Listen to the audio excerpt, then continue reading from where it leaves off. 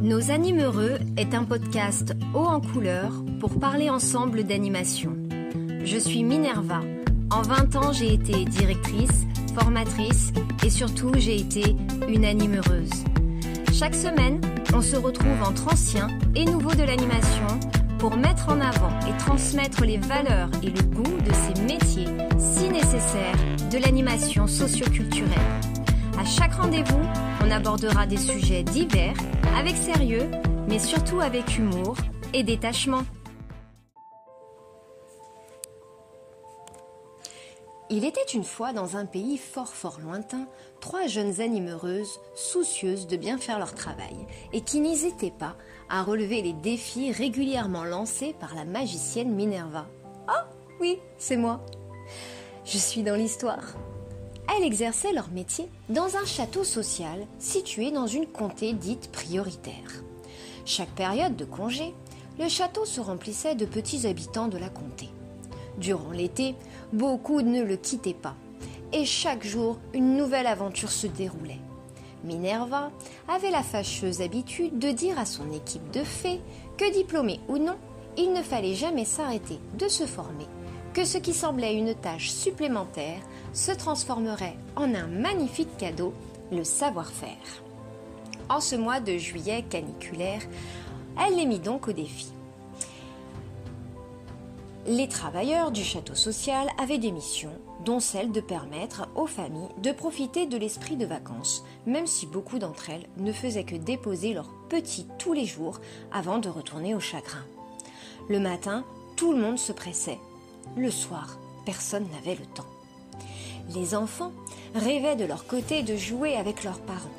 Ni une ni deux, elle leur confia la mission d'organiser une activité toute particulière, nommée la soirée famille. Pour l'occasion, le château rouvrait ses portes de 19h à 21h, spécialement en espérant que les familles auraient le sentiment d'une soirée de vacances. Tu sais, celle où l'on change de lieu, où le temps file différemment, où l'on rit fort et beaucoup. Voilà donc la mission donnée aux 3 fées. L'objectif de la quête, créer une activité typique du centre aéré, mais autant adaptée aux enfants qu'aux adultes. Dans le plus grand des secrets, elles concoctèrent une surprise qui allait marquer les mémoires pour de nombreuses années. Des jours durant, on les croisait chuchotant, et elles ramenaient dans leurs repères des pierres, des feuilles d'arbres, des coussins. Tout ce remue-ménage semblait les faire rire. Minerva s'inquiétait un peu à l'idée de ce qui pouvait arriver. Un matin, sur toutes les portes du château, de belles affiches invitaient les convives à cette soirée. Mais un détail attira l'œil. Un dress code était fortement conseillé pour les plus jeunes, et pas n'importe lequel. Il était recommandé aux participants les plus jeunes de se vêtir de leur plus beau pyjama, et les pantoufles étaient conseillées. Petit à petit, la rumeur envahit le château. Avez-vous vu la nouvelle ?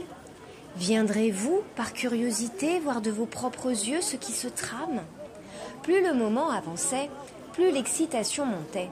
La propre fille de Minerva lui annonça un jour qu'elle-même voudrait participer en tant que famille à la soirée.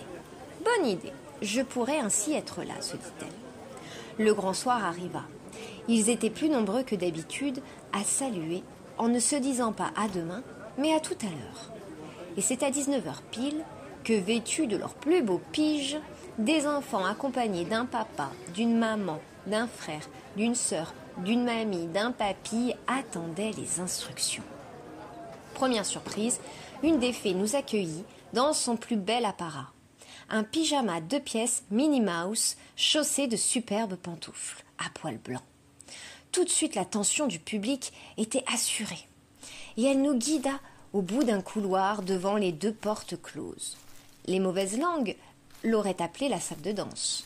Mais ce soir, 2 grands arbres en carton les entouraient pour nous signifier que nous rentrions dans la forêt. En entrant, plus un mot. Tous les participants furent happés par une ambiance de sérénité.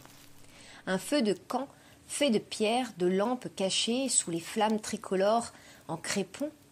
Tout autour des feuilles jonchaient le sol où étaient installés des coussins sur la droite, des tentes quechua habillaient l'espace. Et puis ce bruit, un chant d'oiseaux nocturnes, de grillons, bref, c'était la forêt, en plein milieu du château. Les deux autres fées étaient également vêtues de pyjama. Tout le monde chuchotait. On aurait pu parler, mais l'ambiance nous enroula et le calme s'imposa. Les participants prirent place, les doigts collants des brochettes de chamallow. Le temps pour nos fées de nous présenter les lieux. Ce soir-là, nous sommes partis passer une soirée autour du feu de camp. On a chanté, on a mangé des friandises et puis on a fait des super parties de loup-garou. La maman de Lélia et Luca, les jumeaux de 8 ans, étaient des loups. Et avec Sylvester et son papa, ils ont décimé une bonne partie des troupes. Comme toute veillée au coin du feu, on a chanté une belle chanson accompagnée de percus corporels. On a regagné la lisière de la forêt pour rentrer chez nous. Le lendemain, comme par magie, plus aucune trace de la forêt, tout avait disparu. Mais quand les parents présents la veille se sont croisés à l'accueil, les bonjours étaient marqués et plus chaleureux entre eux parce qu'à présent, ils avaient fait connaissance. Le papa de Sylvester s'est même approché de Minerva pour lui demander s'il pouvait déjà s'inscrire à la prochaine soirée. Tu l'auras compris, ce récit où j'ai laissé cours à la fabulation a bien existé, c'était il y a plusieurs années et les 3 fées, c'était 3 animes que j'ai pris au berceau. Ça faisait déjà 2 ans alors que je leur avais validé leur stage pratique et que l'on travaillait ensemble. J'ai vécu des dizaines et des dizaines de veillées dans ma carrière, mais celle-ci était mémorable, voilà pourquoi. D'abord parce qu'elle était là où elle n'aurait pas dû être. Parce qu'elles ont tout géré toutes seules, que j'ai réussi à leur faire confiance et que j'ai eu raison, et j'ai même eu la chance de pouvoir la vivre en famille, cette veillée. J'ai choisi de te décrire celle-ci car elle a été faite par une équipe de centre aéré pas du tout habituée au colo, qui ne voulait pas se limiter, elle voulait à tout prix faire une soirée pyjama. Et elle coche donc toutes les cases. La sensibilisation, énigmatique, on en a parlé dans les couloirs, on a tenté de me soutirer des infos que je n'avais pas, bref, elles ont suscité le désir. Ensuite, l'aménagement. Sincèrement, on était proche du sans faute, les tentes, le feu, l'ambiance musicale, les pyjamas, on y était. Le déroulement. Un choix d'activité qui correspondait à la commande, solliciter les enfants et les parents sans les préparer à une sortie en boîte de nuit.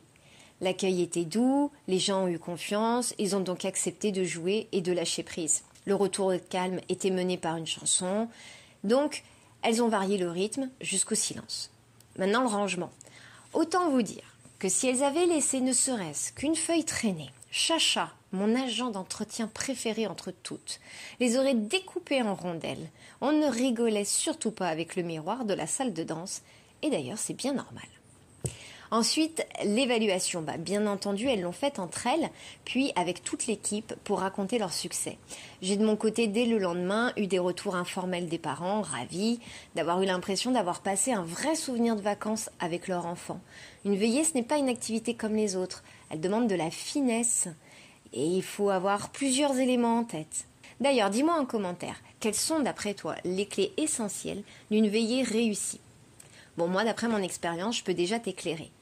D'abord, une veillée, ce n'est pas le moment de se blesser, de se surexciter, voire de transpirer comme des veaux. Cela ne doit pas non plus donner le cafard aux plus sensibles, car après, il faut enchaîner sur le coucher. Elle doit pouvoir être mise en place rapidement, car entre le dîner et son commencement, il y a peu de temps. Et même si elle est menée que par 1 ou 2, tous les animes sont présents. S'ils ne sont pas dans l'animation pure, ils gèrent, ils contiennent le groupe, ils sont actifs dans le retour au calme pour surfer sur la vague d'un coucher réussi. Et si tu te souviens, c'est l'épisode de la semaine dernière qui est toujours disponible. Un dernier point pour les dirlots. Toi aussi tu as été anime et on attend de toi que tu sois formateur pour ton équipe. Pour cela, n'hésite pas à les challenger, n'hésite pas à leur donner des défis. Et en ce qui me concerne, les autres animateurs de cette équipe ont tous organisé une soirée de ce genre. Ils se sont formés à un nouvel exercice, il y a eu une pression positive, l'envie de créer des souvenirs aux enfants, et je ne choisissais pas les trios et les binômes dans les équipes habituelles pour que les animes se découvrent. Voilà, la parenthèse est close pour les dirlots. Une veillée peut prendre de nombreuses formes. Ça peut être une soirée conte, une soirée casino, jeu de société, spectacle, grand jeu d'enquête. Il faut d'abord maîtriser la courbe d'intensité pour un retour au calme rapide et efficace et aborder une thématique adéquate avec la maturité affective des participants. Bon, j'espère que cet épisode t'a permis d'y voir plus clair et de réveiller de beaux souvenirs.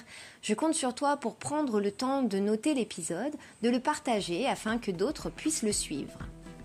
La semaine prochaine, je voudrais aborder avec toi le fait d'accueillir dans ton groupe un ou des enfants en situation de handicap. Je pourrais en parler des heures de ce sujet, mais j'ai choisi un axe bien particulier pour débuter. Et je t'invite à le découvrir mercredi prochain dans notre rendez-vous. Personne ne sera surpris, ma dédicace pour cet épisode revient à mes 3 fées.